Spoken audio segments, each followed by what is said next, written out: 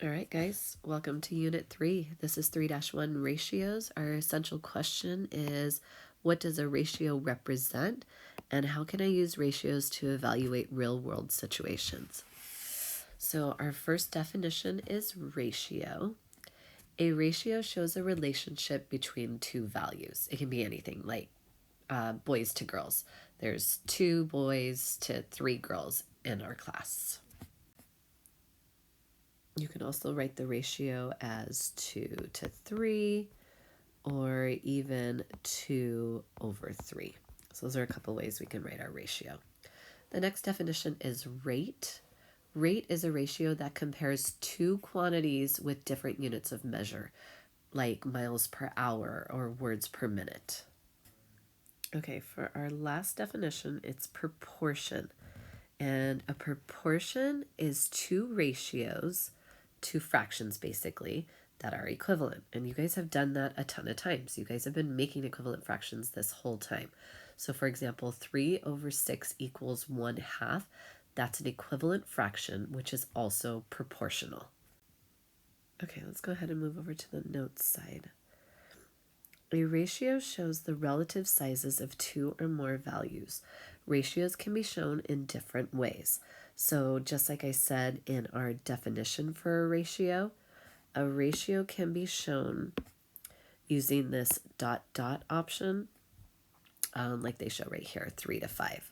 3 boys to every 5 girls. 3 chocolate chip cookies to every 5 cupcakes. And so they'll use that ... to represent it. And then with that information, you'd be able to figure out like the total. So for example, if there's 3 boys to 5 girls, then I know there's a total of 8 people. All right, next is as a fraction. So you can also represent ratios as a fraction. Here they have the 4/5. So same idea. You can write, here, let me change color. You can write it as 4 girls. Let's say girls, let's do the boys to girls. 4 girls to 5 boys. And then with the fraction, it's really easy to create equivalent fractions. So let's say I wanted to know if I have 4 girls and I have 5 boys, I can say, well, what if I have 20 boys? How many girls do I have now? So you can use that, what we know about equivalent fractions, and say, well, I know 5 times 4 makes 20. So what is 4 times 4? 16. So I know there would be 16 girls. So I'm going to have you guys do a problem very similar. Let's say in an animal shelter, they can only have 2 cats for every 3 dogs. Well, if they are up to 12 dogs now, how many cats can they have in the shelter? Go ahead and pause the video and you guys try to answer this question. This is very similar to the problem I just did.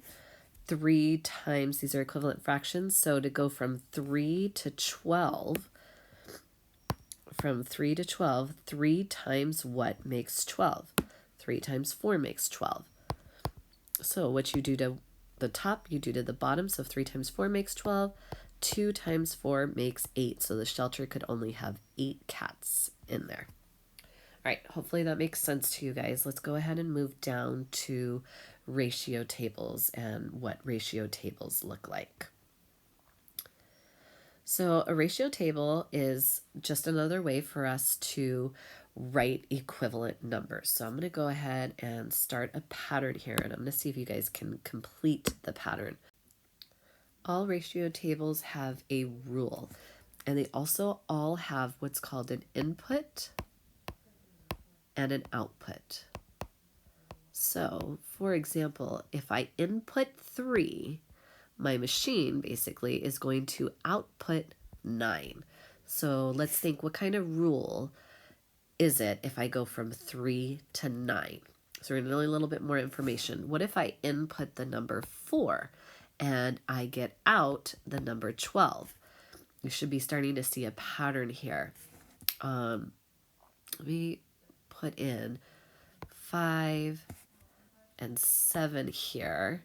And let me put another number in, and let's see if we can figure out what the rule is. So I'm going to have you guys pause the video here and see if you can complete this table. So hopefully you notice that this is going up by 1 every time. So I can easily have guessed that this would be 6 and this would be 8. But what I was hoping you would see is right here, it's going up by 3 every time. So 9 to 12 is an increase by 3. So my next number should be 15. And if you notice, that keeps with that still going up by 3. So then also I would have 21 here and 24. So hopefully you got that pattern.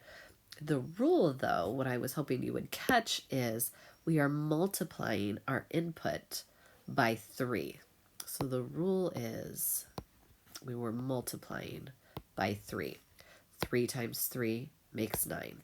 Let me change to the pointer here. 3 times 3 makes 9. 4 times 3 makes 12. 5 times 3 makes 15. 6 times 3 makes 18. 7 times 3 makes 21. And 8 times 3 makes 24. So there's a pattern. It's going up by 1. For the input, there's a pattern here where it's going up by 3. And because these are all proportional and they're maintaining the same pattern, I can establish that my rule was being multiplied by 3. Additionally, I want you guys to write in your notebook that the way to find the rule in these ratio tables is by dividing your output by your input. So you can check that, right? 9 divided by 3 is 3. 12 divided by 4 is 3. 15 divided by 15 divided by 5 is 3.